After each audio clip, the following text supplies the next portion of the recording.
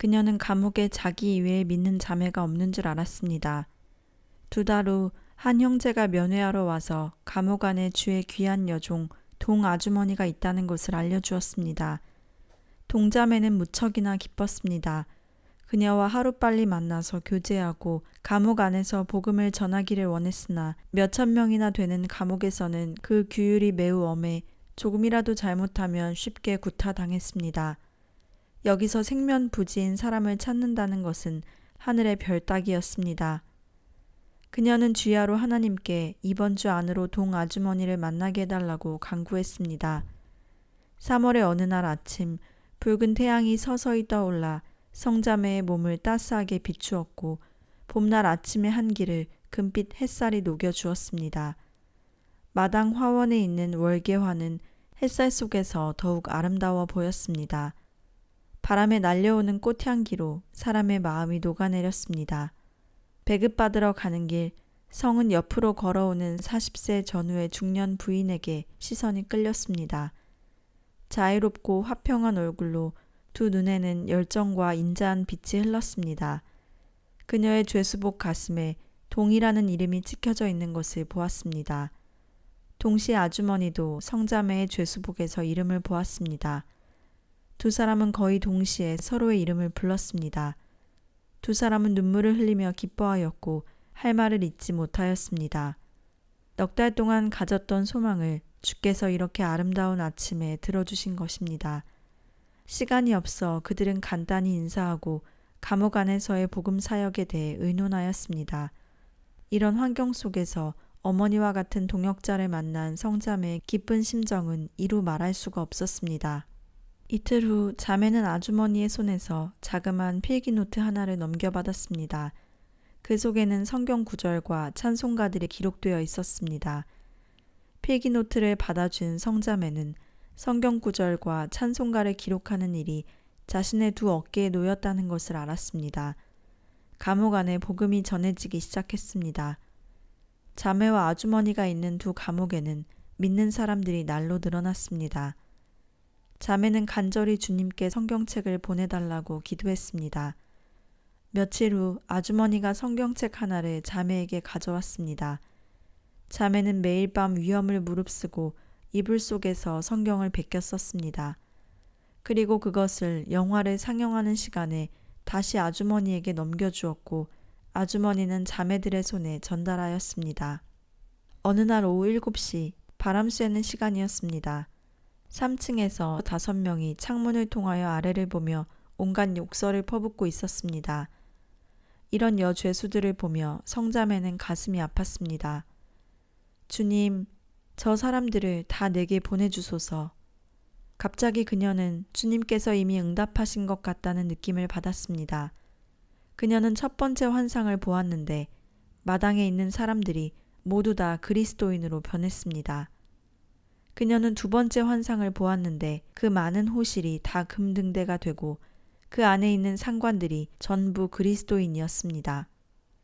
이어서 그녀는 세 번째 환상을 보았는데 온 감옥이 찬송소리로 충만하고 성자매는 기뻐서 주를 찬양했습니다. 여죄수들의 일은 옷을 만드는 것이었습니다. 마름질부터 시작해서 제단, 봉제, 단추 달기, 밑단 여미기, 다림질 등의 일이었습니다. 그리하여 관리자들은 공정에 맞추어 죄수들을 조로 나누었습니다. 각 조는 맡겨진 공정을 완수해야 했습니다. 자매는 봉제조에서 많은 사람들을 전도했는데 그중 한 죄수가 공을 세우려고 그녀를 고발하여 성은 벌을 받고 다른 조로 이동되었습니다. 얼마 안 되어 그녀는 또 고발되어 다른 데로 갔는데 이렇게 몇 달 동안 그녀는 6조를 다니며 복음을 전할 수가 있었습니다. 감옥에서 죄수들에게 정해준 임무는 많았습니다. 그들은 매일 14시간씩 일해야 했으며 자매는 생산 임무를 완수하면 또 성경을 베껴 써야 했습니다. 그래서 그녀는 매일 잠을 조금씩밖에 못 자고 입술을 깨물며 성경 베끼기에 힘썼습니다. 허약한 신체에 간염까지 있던 그녀는 끝내 견디지 못하고 병들어 누웠습니다. 어느 날 배급을 받아 층계를 오르던 중 그만 층계에서 쓰러지고 만 것입니다. 정신을 차리지 못하는 그녀를 자매들이 의무실로 데려갔습니다. 의무실의 여의사는 자신을 강간하려던 현 간부를 죽여 무기형을 받은 란이라는 죄수였습니다. 이 현 감옥에서 온 그녀는 아무 소망도 없어 자살하려고 하였습니다. 그녀가 지옥의 문에 이르렀을 때 주님은 그녀를 구원하셨습니다. 주님을 위해 감옥에 온 한 아주머니가 그녀를 살려내고 복음을 전했습니다. 그녀는 예수님의 은혜로 인생이 크게 변했습니다. 주의 생명이 그 속에 있으므로 이 감옥에서의 그녀의 행동은 하나님께 영광이 되었고 사람들에게 유익함을 주어 얼마 전 무기형에서 징역 17년으로 감형되었습니다. 그리하여 그녀는 늘 주의 은혜에 보답할 기회를 기다리고 있었습니다. 성자매가 들어오자 그녀는 기도하며 응급처치를 했습니다. 그녀는 성자매의 이름을 이미 오래전에 들었습니다. 그녀는 성심껏 자매를 간호하였습니다. 이때 감옥에서는 수라는 작은 자매를 보내 성자매를 간호하게 했습니다. 수는 17세였는데 그녀도 주님으로 인해 감옥에 온 자매였습니다. 그 후 의무실은 세 사람이 합심하여 기도하는 성지가 되었고 그들은 세 가지 기도 제목을 놓고 기도하였습니다. 첫째, 주께서 이 감옥을 택하여 변화시켜 주시도록. 둘째, 주의 복음이 온 감옥에 전해지도록. 셋째, 감옥의 모든 간부들이 회개하도록. 성자매의 병과 그들의 의무실 기도가 감옥 안의 부흥의 중요한 시작이 되었습니다. 수는 나가서 병을 간호하는 기회를 빌어 주의 이름을 위해 잡혀온 자매들을 찾았고 그녀가 표시해 놓은 21명의 자매 명단을 성에게 주었습니다. 성자매는 그들의 이름과 호실에 따라 그들을 위해 기도했습니다. 감옥에서 복음의 불길이 타오르기 시작했습니다. 주님의 영은 많은 여죄수들에게 역사했습니다. 하루는 한 죄수가 길에서 성자매를 보고 근심 어린 얼굴로 말했습니다. 나는 20년이나 징역형을 살아야 돼. 여기서 고생하다 끝날 거라면 차라리 죽고 말지. 성자매가 그녀에게 말했습니다. 죽으면 안 돼요. 예수님을 믿으세요. 그분이 당신을 구원해 줄 거예요. 그분이 당신의 마음을 위로해 주실 거예요. 오늘 밤 당신은 무릎을 꿇고 예수님께 기도하세요. 이튿날 그 죄수는 아침 일찍 성을 찾아왔습니다. 그녀는 웃음이 가득한 얼굴로 성자매에게 말했습니다. 나는 예수를 알게 되었어. 내 마음은 즐거워. 나는 예수를 나의 친구들에게 소개해 줄 거야. 하며 그를 위해 기도하고 축복했습니다. 그날 밤 그 자매는 평소 자기의 친하게 지내던 이 죄수들을 데리고 왔습니다. 그들은 대개가 사기꾼이었는데 그 자매가 전한 복음을 듣고 성자매를 만나러 온 것이었습니다. 자매는 간단하게 주의 구원과 은혜를 그들에게 소개해주고 그들을 위해 기도해 주었습니다. 그리고 성자매는 그들에게 정중하게 말했습니다. 오늘 한 가지 임무가 있는데 이 감옥에 있는 죄수와 간수들을 위해 기도하여 그들도 회개하고 주를 믿게 하는 것이에요. 그들은 이 말을 듣고 기뻐하며 말했습니다. 예수님은 참 좋은 분이세요. 이렇게 우리를 사랑하시고 우리에게도 남을 위해 기도할 수 있는 자격을 주셨으니 말이에요. 이렇게 되어 감옥에는 예수 믿는 사람이 점점 많아지고 사람들은 예수님의 이름을 듣기만 해도 기뻐하며 받아들였습니다. 더 신기한 것은 그들이 복음을 듣기만 하면 아주 빨리 주님의 은혜를 깨닫고 다른 사람에게 가서 전하는 것이었습니다. 이렇게 좋은 소식은 계속 전해졌습니다. 오늘은 아무호실에서 5명, 아무조의 3명이 성령의 역사하심으로 복음을 들을 마음의 준비가 되어 있었습니다. 아무호실에는 17살 되는 불량 사기꾼이 있었는데 이름은 여라고 했습니다. 10년 판결을 받은 그녀는 매일 소리치고 싸우며 욕하고 울었습니다. 그녀는 벌을 두려워하지 않았고 늘 사무실에 가서도 울부짖어 간수들도 그녀에 대해서는 별 방법이 없었습니다. 그러던 그녀가 예수님을 믿고 구원받아 온 감옥의 희소식이 되었습니다. 하루는 여가 감옥 사무실에 가서 복음을 전했습니다. 간부들이 그녀에게 물었습니다. 들리는 소문에 너도 예수를 믿는다며? 정말이야? 정말이지 말고요. 그렇지 않으면 여기가 이렇게 태평스러울 수 있겠어요? 이전에 저는 못된 사람이었죠. 전기봉도 나를 변화시키지 못했지만 예수님께서 나를 구원하시고 변화시키셨어요. 감옥에 있는 죄수들이 다 예수님을 믿으면 당신들은 큰 시름을 놓을 거예요. 제가 오늘 여기에 온 것은 당신들에게 복음을 전하기 위해서입니다. 회개하고 예수 믿으세요. 이러한 역사는 계속해서 일어났습니다. 자매들은 아주머니와 자매를 본받아서 성경 구절을 종이에 적어 사람들에게 전하였습니다. 그들은 늘 요한복음 3장 16절, 로마서 3장 24, 25절 같은 구절을 종이에 쓰고 그것을 돌에 감아 창문을 통해 아랫 사람들에게 던졌습니다. 이와 같이 성령님은 여러 방법을 통해 복음이 신속히 전해지도록 일하셨습니다. 그리고 만일 수색을 당하면 그들은 이 종이들을 먹어야 했습니다. 성은 병원에 오기 전 이런 쪽지를 얼마나 많이 먹었는지 모릅니다. 이때까지 성은 계속 병원에 있었습니다. 신체 검사를 하면 병은 심각한 상태였지만 사역을 하면 아무렇지도 않았습니다. 그녀는 감옥의 복음화에 헌신하면서 마음속에 솟아나는 기쁨을 이루 형용할 수가 없었습니다.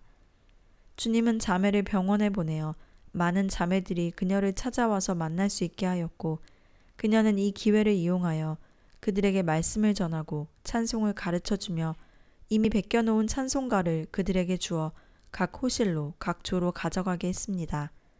그들은 늘 십자가의 길은 희생의 길, 앞으로 주를 따라 또 앞으로, 너는 담대할지라 와 같은 찬송가를 불렀습니다. 그리고 시편 146편과 84편도 불렀습니다. 병원에 와서 자매를 찾는 사람은 점점 더 많아졌습니다.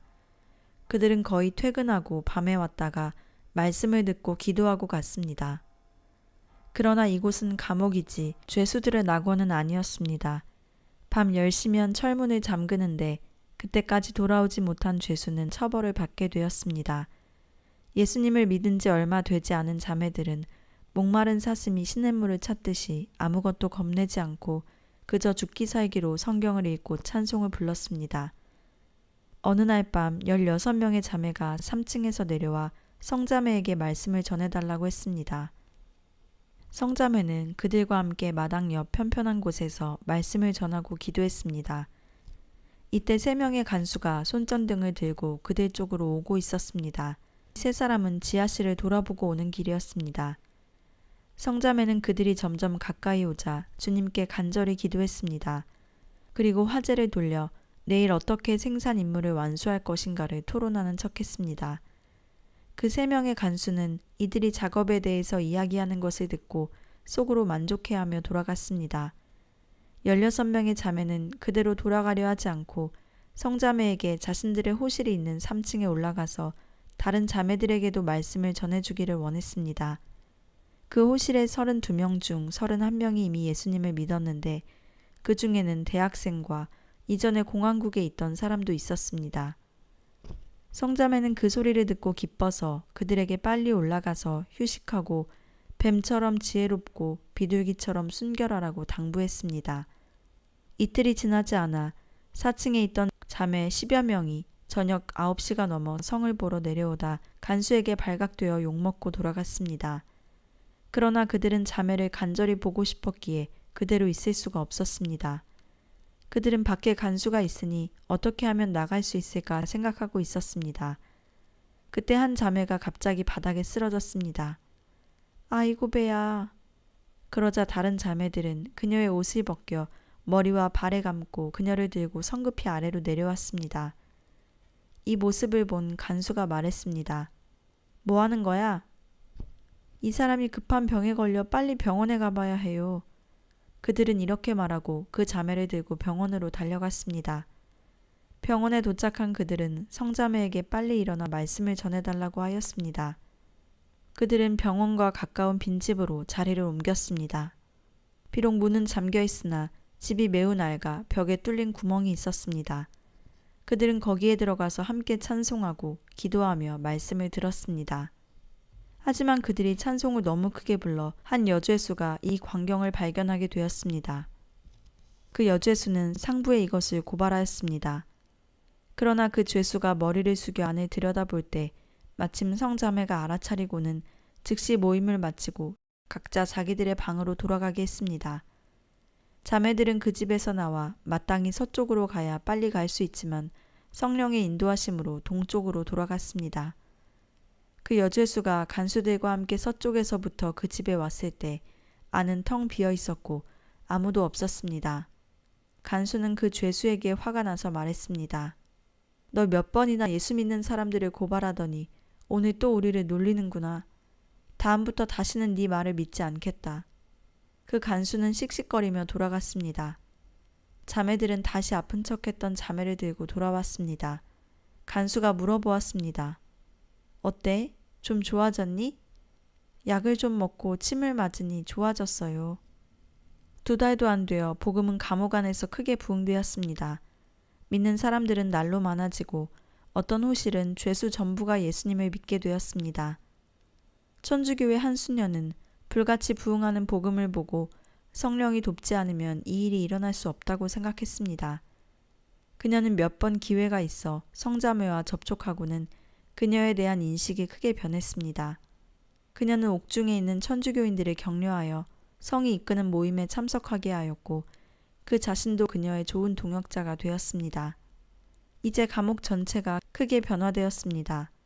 바람을 쐬러 밖으로 나가면 정원에서 들을 수 있었던 음탕한 소리와 더러운 말소리가 이제는 여호와를 찬양하는 소리가 되었고 절망 속에 울며 소리치던 사람들이 이제는 기쁨의 웃음소리를 내었습니다. 지난날의 싸움과 저주의 소리가 지금은 서로 권면하고 위로하며 격려하고 기도하는 소리로 변하였습니다.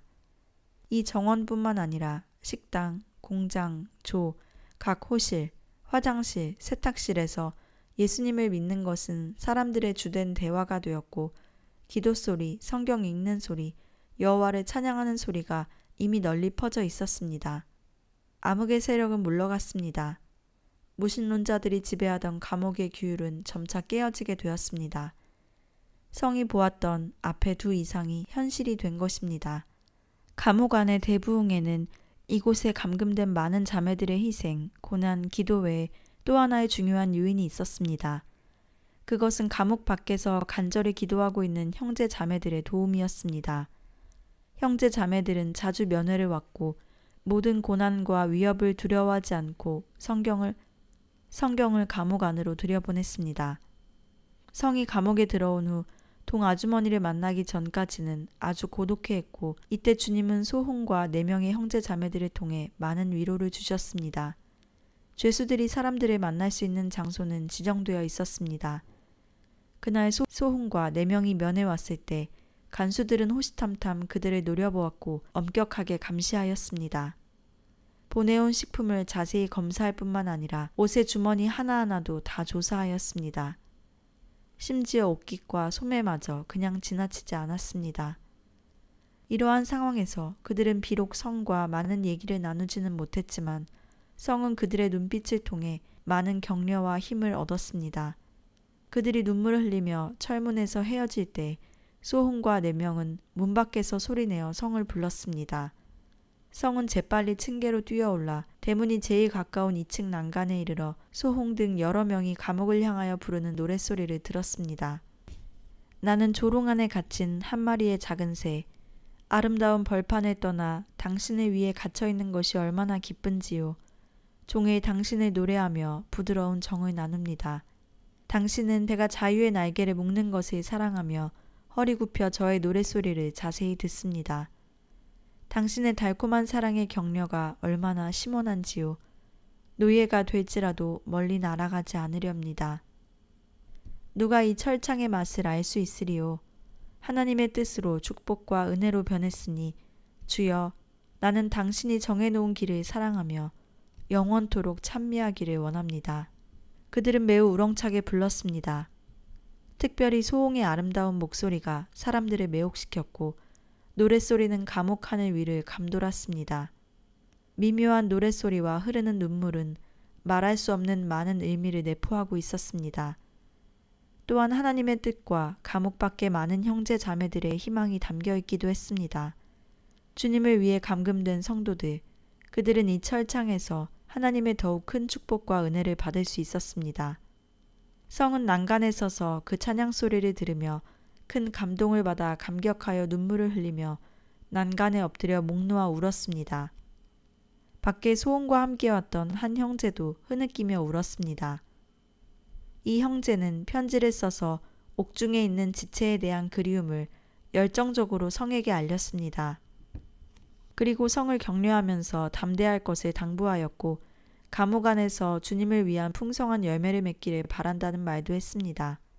몇 달이 지난 후에도 소홍 등 그 밖의 사람들의 찬양 소리는 아직까지 성의 귀에서 울리는 듯했고 성의 머리는 마치 한 대의 녹음기처럼 그날의 찬송가를 생생하게 기억하여 매일 회상하였습니다. 이 찬송가는 후에 이 제일 좋아하는 찬양이 되었을 뿐만 아니라 그녀의 생활에 큰 도움을 주었습니다.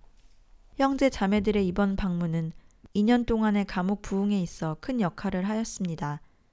면회할 시간이 비록 짧았고 주고받은 말은 적었지만 성에게는 큰 힘이 되었고 대부흥의 결정적인 요인 중의 하나라고 말할 수 있었습니다.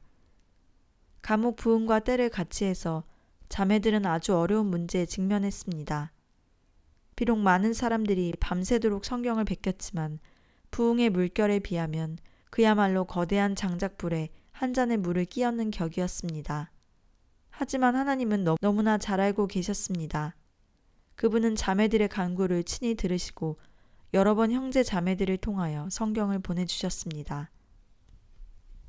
이미 여름이 가고 가을이 왔지만 바다와 멀리 떨어져 있는 내륙은 견딜 수 없는 더위가 계속되었습니다.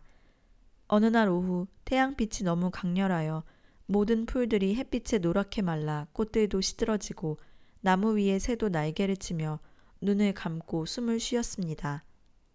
새들은 사람이 온 줄 알아도 지저귀에 힘이 없어 나뭇가지에 늘어져 있었고 공장에서 일하는 죄수들은 저마다 더위에 못 이겨 등이 땀에 흠뻑 젖었고 숨을 헐떡거렸으며 머리가 어지럽고 앞이 캄캄해지곤 하였습니다. 하지만 열 몇 시간의 일을 해야만 그날의 임무를 완성할 수 있었습니다. 이때 간수가 성에게 가족이 면회를 왔다고 알려주었습니다. 그녀는 이 말을 듣고 하던 일을 멈추고 곧장 면회실로 갔습니다. 거기에는 세 사람이 온몸이 땀투성이인 채로 앉아 저마다 손에는 삿갓을 쥐고 쉴 새 없이 부채질을 하고 있었습니다.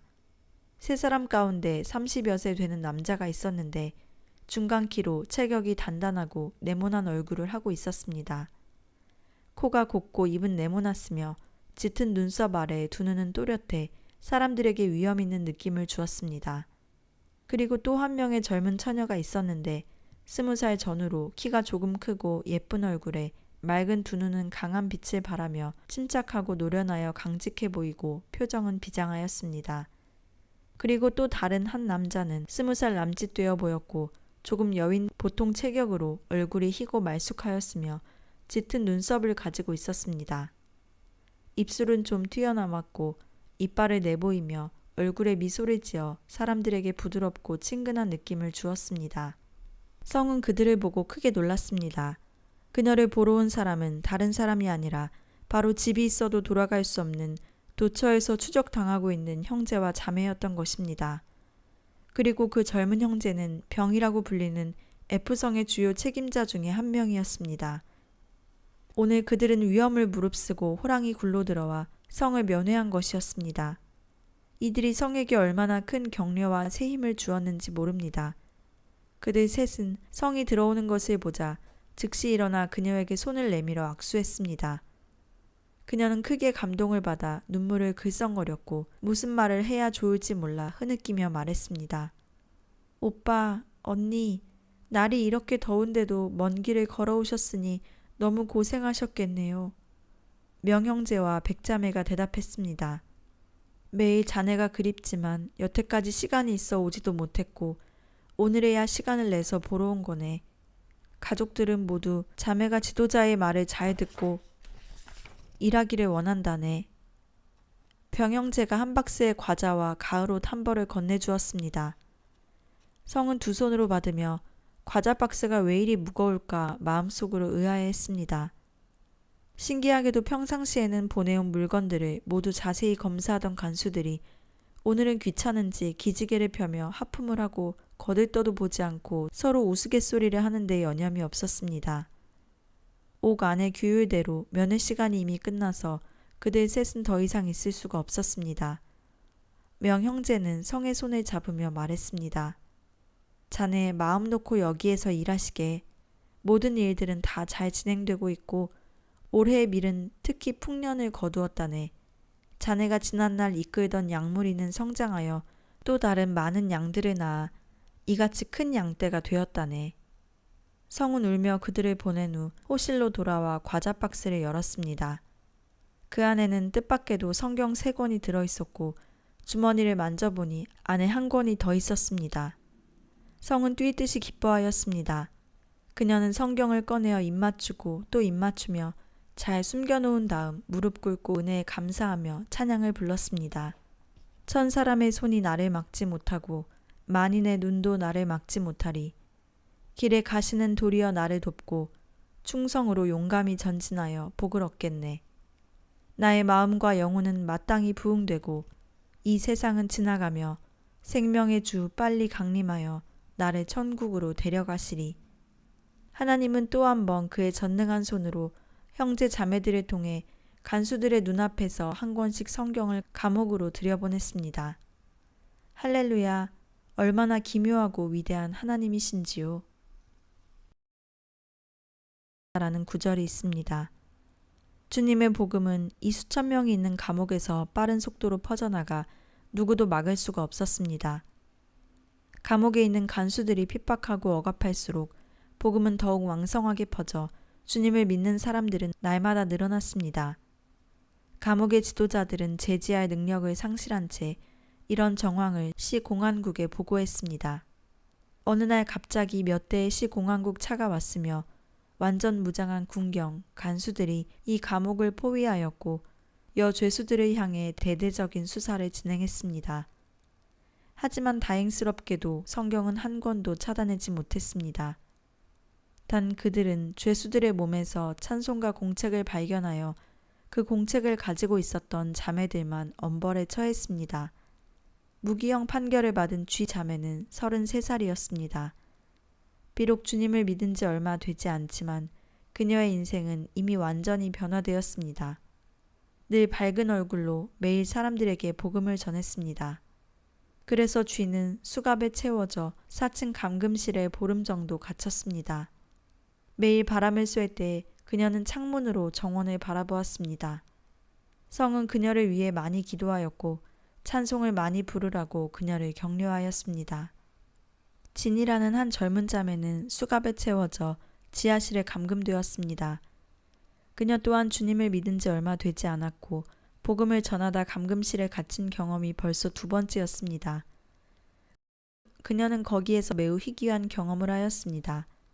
지하실에는 17년을 판결받은 또 한 여죄수가 갇혀 있었는데 22살이었습니다. 이 사람은 기공을 할 줄 알았습니다. 그녀는 한번 감옥에서 담벽을 넘어 달아났습니다. 즉시 이 사실이 알려져 감옥에서는 공안국에 보고했으며 공안국은 차와 오토바이를 출동시켜 그녀를 추적하였습니다. 후에 그녀는 큰 길 옆에서 차를 타려다 그녀를 추적하는 공안원에 의해 잡히게 되었습니다. 감옥에 끌려온 후 그녀는 맞아서 거의 반죽음이 된 후 손에는 수갑이 채워지고 발은 쇠사슬에 묶여 지하 감금실에 갇혔습니다. 그런데 놀랍게도 보름이 지난 후 그녀는 매우 쉽게 발의 쇠사슬과 수갑을 끊었으며 2 큰 철문의 열쇠를 비틀어 열고 7m나 되는 감옥 담장을 뛰어올라 달아났습니다. 11개월 동안 그녀는 여러 곳에서 범죄를 저질렀습니다. 어느 날 그녀가 HC로 달아나다가 갑자기 2명의 공안원을 만나 결국 그들에게 들키고 말았습니다. 그녀는 바로 감옥으로 붙잡혀 왔습니다. 모진 고문 끝에 그녀는 이 11개월 동안 모두 82건의 범죄를 저지른 것을 자백했습니다. 그녀가 다시 탈출할 것을 방지하기 위하여 그들은 살가죽이 성한 데가 없이 때리고 몇십 킬로그램이나 되는 족쇄와 쇠사슬로 채워 지하실에 감금하였습니다. 그녀는 쥐자매와 함께 감금되었는데 간수들이 밤낮으로 순찰하며 철저히 지켰습니다. 이 외에 지하실에 또 한 사람이 갇혀 있었습니다. 이 사람은 백이라고 불렸고 19살이며 아무 도시에 살았는데 깡패 행위를 일삼다가 15년 판결을 받았습니다. 백은 11살 때 집을 나와 건달패들과 함께 돌아다니며 온갖 나쁜 짓만 하다가 18살의 건달패들과 같이 자기 고향으로 왔습니다.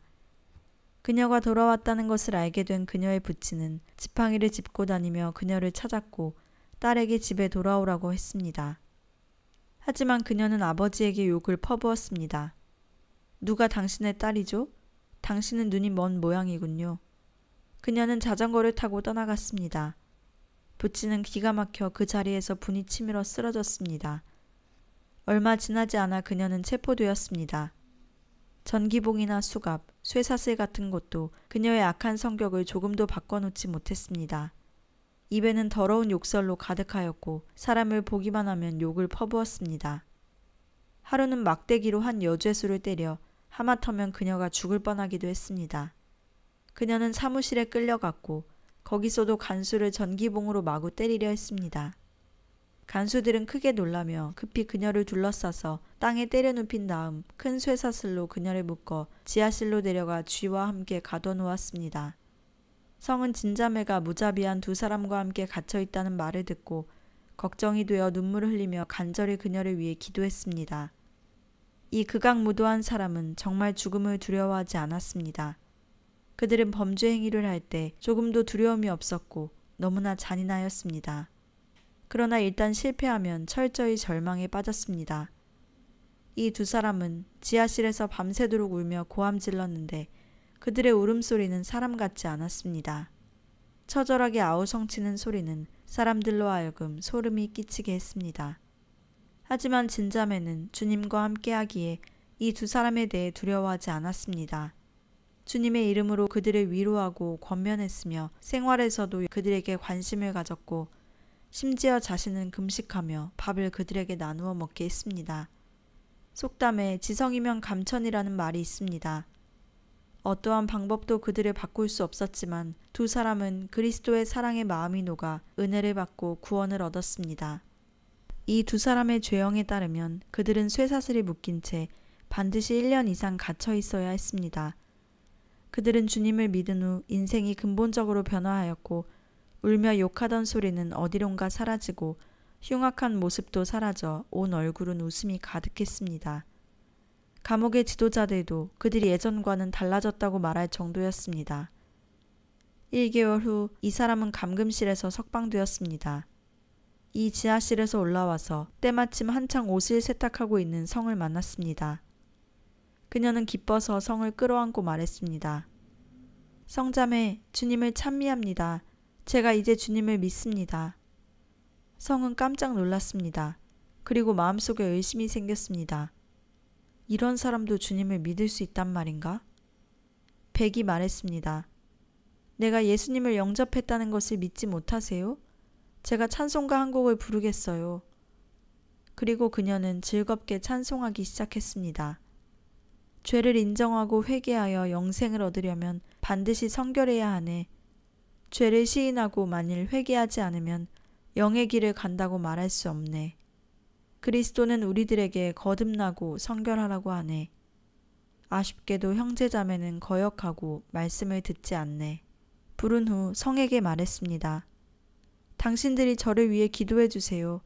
저는 사무실에 올라가 간부들에게 간증하여 그들에게 예수님이 저에게 어떠한 일을 하셨는가를 증거하려 합니다. 그녀는 돌아서서 사무실로 뛰어갔습니다. 며칠이 지난 후 진자매도 석방되어 나왔습니다. 그녀는 바로 병실로 뛰어가 빛을 끌어안고 두 사람은 주님을 찬미하였습니다. 감옥 안에서의 복음은 날이 갈수록 퍼져나가 공안국은 심히 두려워했습니다. 더욱이 핍박이 효과를 보지 못하자 그들은 또 하나의 수단을 생각해냈습니다.